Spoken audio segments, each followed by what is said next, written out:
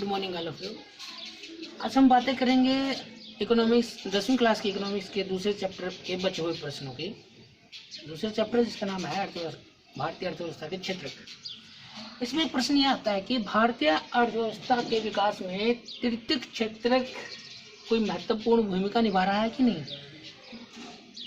आप इस बात से सहमत हैं कि तृतीयक क्षेत्र भारतीय अर्थव्यवस्था में महत्वपूर्ण भूमिका निभा रहा है? अगर हैं तो उसके पक्ष में तर्क देने हैं, अगर नहीं है तो उसके पक्ष में तर्क देने हैं। तो मेरा जवाब है कि नहीं, बिल्कुल सहमत नहीं हूँ इससे मैं कि कोई महत्वपूर्ण भूमिका नहीं निभा रहा तृतीयक क्षेत्र भारतीय अर्थव्यवस्था में, क्योंकि भूमिका निभा रहा है, इसलिए मैं इससे सहमत नहीं हूँ इस तर्क से। और इसके समर्थन में कुछ कारण हैं, जैसे रोजगार के क्षेत्र में अगर हिस्सेदारी की हम बात करें तो 1973 में तृतीयक क्षेत्र में केवल 15% लोग ही कार्यरत थे, जो बढ़कर 2000 में कितने हो गए, 25% हो गए। भागीदारी बढ़ी है तृतीयक क्षेत्र में लोगों की। दूसरा है उत्पादन में हिस्सेदारी। 2003 में जीडीपी की अगर हम बात करें, ग्रॉस डोमेस्टिक प्रोडक्ट में योगदान की बात करें तो प्राथमिक क्षेत्र का योगदान 30% था, वहीं द्वितीयक क्षेत्र का योगदान 20% था, लेकिन अकेले तृतीयक क्षेत्र का योगदान जीडीपी में 50% रहा है। तीसरा, राष्ट्रीय आय में क्या योगदान है। 2003 के आंकड़ों के अनुसार प्राथमिक क्षेत्र ने 50,000 करोड़ रुपए का योगदान दिया राष्ट्रीय आय में। द्वितीयक क्षेत्र का भी योगदान इतना ही रहा, 50,000 करोड़ रुपए का, लेकिन तृतीयक जो क्षेत्र है उसका योगदान 1,10,000 करोड़ रुपए का रहा है। तो इन तीनों से पता लग रहा है कि भारतीय अर्थव्यवस्था में तृतीयक क्षेत्र का महत्वपूर्ण योगदान रहा है। एक प्रश्न यह आता है कि संगठित क्षेत्र क्या है, ये भी पूछ लिया जाता है। असंगठित क्षेत्र क्या है, ये इन दोनों में अंतर भी पूछ लिया जाता है। संगठित क्षेत्र वह क्षेत्र जहाँ कर्मचारियों का रोजगार नियमित होता है, वो संगठित क्षेत्र होता है जहाँ कर्मचारियों का रोजगार जो है वो नियमित होता है, उनके काम के घंटे तय होते हैं, वेतन तय होता है और सेवा शर्तें नियुक्ति के टाइम स्पष्ट होती हैं। जब नियुक्ति की जाती है, रोजगार जब व्यक्ति को मिलता है तो उसकी सेवा शर्तें बिल्कुल स्पष्ट होती हैं। दूसरा है असंगठित क्षेत्र, इसके बिल्कुल विपरीत, वह क्षेत्र जहाँ कर्मचारियों का रोजगार नियमित नहीं होता, काम के घंटे तय नहीं होते, वेतन कम दिया जाता है और कोई सेवा शर्त है वो उनकी स्पष्ट नहीं होती। ये क्या है, असंगठित क्षेत्र। इनमें अंतर भी अगर करोगे तो कर सकते हो ऐसे कि संगठित क्षेत्र वो है जिसमें रोजगार नियमित होता है, असंगठित क्षेत्र में रोजगार अनियमित होता है। काम के घंटे तय होते हैं संगठित क्षेत्र में, असंगठित क्षेत्र में काम के घंटे तय नहीं होते और वेतन तय होता है संगठित क्षेत्र में, इसमें वेतन कम दिया जाता है, काम ज़्यादा लिया जाता है संगठित क्षेत्र में। सेवा शर्तें नियुक्ति के टाइम ही स्पष्ट होती हैं संगठित क्षेत्र में, इसमें कोई जो सेवा शर्त है वो स्पष्ट नहीं होती। ये इनमें अंतर भी है, और भी अंतर है, कर सकते हो आप बड़े आसानी से। अंतर हमेशा ऐसे ही करनी है, एक साइड में संगठित क्षेत्र, दूसरे में असंगठित क्षेत्र। एक प्रश्न इसमें यह भी पूछा जाता है असंगठित क्षेत्र से कि जो असंगठित क्षेत्र है उसमें कर्मचारियों का शोषण होता है, उदाहरण सहित बताइए।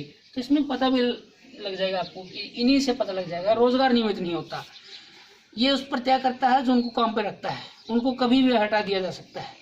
और खासकर जब किसी मौसम विशेष में काम नहीं होता तो इन कर्मचारियों को हटा दिया जाता है। काम के घंटे इनके तय नहीं है, कई बार तो इनको बहुत ज़्यादा काम करना पड़ता है, सुबह बुला लिया जाता है जल्दी और शाम को देर तक काम करवाया जाता है। काम के घंटे तय नहीं होते हैं, काम ज़्यादा करवाया जाता है, वेतन कम दिया जाता है, कोई सेवा शर्तें नहीं होती, कभी भी इनको हटा दिया जाता है, अपनी मालिक की मर्जी से चलते हैं ये। फिर प्रश्न ये भी पूछा जाता है कि बेरोजगारी क्या है। ऐसी दशा जब लोगों को उनकी योग्यता और इच्छा के अनुसार काम नहीं मिल पाता, वो अवस्था क्या है, बेरोजगार। उस व्यक्ति को बेरोजगार कहा जाएगा, काम करने का इच्छुक है लेकिन उसको रोजगार नहीं मिलता। इसको एक और परिभाषा से आप समझा सकते हैं कि वर्तमान में प्रचलित मजदूरी दरों पर, जो मजदूरी दर चली हुई है, चाहे वो 350 है, 400 है, किसी क्षेत्र में वो कम भी हो सकती है, ज़्यादा भी हो सकती है, प्रचलित मजदूरी दरों पर काम करने का जो इच्छुक व्यक्ति है उस मजदूरी दर पर वो काम कर सकता है, लेकिन फिर भी उसको काम नहीं मिल पाता, तो वो क्या है, बेरोजगार है। इसको बेरोजगारी कहेंगे। एक आता है प्रश्न, प्रच्छन्न बेरोजगारी क्या है, या इसको छिपी हुई बेरोजगारी भी कहा जाता है। ऐसी स्थिति जिसमें आवश्यकता से अधिक लोग लगे रहते हैं, यदि उसमें से कुछ व्यक्तियों को हटा भी दिया जाए, क्योंकि आवश्यकता से अधिक लगे हुए हैं, अगर कुछ व्यक्तियों को हटा भी दिया जाए तो वास्तविक जो उत्पादन उस कार्य से होना है जिस क्षेत्र में वो लगे हुए हैं, तो उस उत्पादन को कोई प्रभाव नहीं पड़ता। तो इस प्रकार की बेरोजगारी क्या है? छिपी हुई बेरोजगारी है, प्रच्छन्न बेरोजगारी है। प्रश्न ये आता है कि प्रच्छन्न बेरोजगारी क्या है? एक एक उदाहरण दीजिए शहरी क्षेत्र से और ग्रामीण क्षेत्र से। जैसे करियाने की दुकान है शहरी क्षेत्रों में, उनका बाप भी वहीं पर रहता है, बेटे भी वहीं पर काम कर रहे हैं। अगर उनमें से कुछ को हटा भी दिया जाए तो वहाँ का जो उत्पादन है करियाने की दुकान का, जितनी आय प्राप्त होती है उस पर कोई प्रभाव नहीं पड़ेगा। तो इस प्रकार की बेरोजगारी क्या है वहाँ पर? ये प्रच्छन्न बेरोजगारी है, छिपी हुई बेरोजगारी है। ग्रामीण क्षेत्रों में जैसे 1 एकड़ पर जो उत्पादन प्राप्त होता है उसमें पूरे परिवार के लोग लगे रहते हैं। अगर 1-2 व्यक्ति भी वहाँ पर लगे रहेंगे तो भी उत्पादन उतना ही प्राप्त होगा उससे। तो इसको भी क्या कहेंगे? प्रच्छन्न बेरोजगारी, छिपी हुई बेरोजगारी कहेंगे। सकल घरेलू उत्पाद और राष्ट्रीय आय में अंतर भी पूछ लिया जाता है कई बार, और ये बहुत बार ज्यादा टर्म पूछी जाती हैं। जीडीपी क्या है, सकल घरेलू उत्पाद क्या है, या राष्ट्रीय क्या है? जीडीपी, ग्रॉस डोमेस्टिक प्रोडक्ट, इसका पूरा नाम भी पूछ लिया जाता है। जीडीपी का पूरा नाम क्या है? ग्रॉस डोमेस्टिक प्रोडक्ट, सकल घरेलू उत्पाद। क्या है सकल घरेलू उत्पाद? किसी वर्ष विशेष में प्रत्येक क्षेत्र के द्वारा, चाहे प्राथमिक क्षेत्रों को, द्वितीयक हो या तृतीयक हो, प्रत्येक क्षेत्र के द्वारा उत्पादित अंतिम वस्तुओं और सेवाओं के कुल मूल्य को जीडीपी कहा जाता है। उस देश की सीमा के अंदर, इकोनॉमिक्स में इसको बोला जाता है एक लेखा वर्ष में किसी देश में उत्पादित अंतिम वस्तुओं और सेवाओं के योग को क्या कहा जाता है? जीडीपी कहा जाता है। उस देश की सीमा के अंदर जितना भी उत्पादन हम लेते हैं, चाहे वो प्राथमिक क्षेत्र से हो, द्वितीयक से हो या तृतीयक से हो। राष्ट्रीय आय में और सकल घरेलू उत्पाद में क्या अंतर है?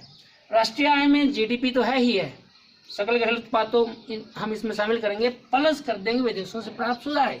विदेशों में जो हमारे कर्मचारी गए हैं, जितनी आय हमें विदेशों से प्राप्त होती है वो भी इसमें जोड़ देंगे, तो क्या बन जाएगा?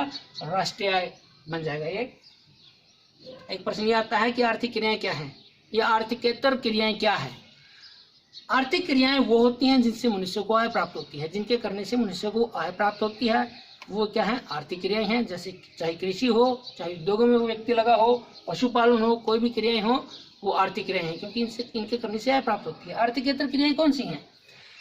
जिनसे व्यक्ति को कोई आय प्राप्त नहीं होती उनको आर्थिकेतर क्रियाएं कहा जाता है। जैसे आपके घरों में गृहिणी जो है वो पूरा दिन काम करती रहती है, उसको कोई आमदनी नहीं मिलती, वो आर्थिकेतर क्रिया है। एक अध्यापक है, अपने बच्चों को घर पर पढ़ाता है, अपने बच्चों को पढ़ाने के लिए उसको कोई आय प्राप्त नहीं होती, ये भी क्या है? आर्थिकेतर क्रिया है। अंतर भी पूछ लिया जाता है, आर्थिक क्रियाएं और आर्थिकेतर क्रियाओं में क्या अंतर है। आज के लिए हम इतना ही करेंगे। Thank you.